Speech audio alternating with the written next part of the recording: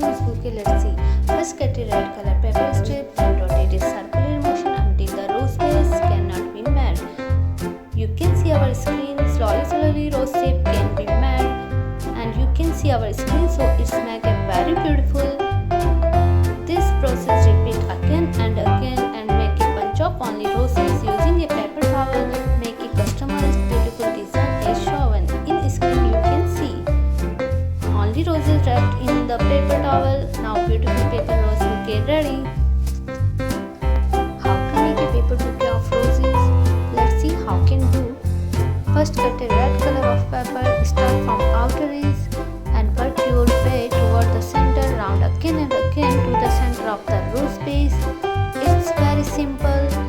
Using a green paper to make a spiral shape of outer face of the rose, you can round it outer the rose shape.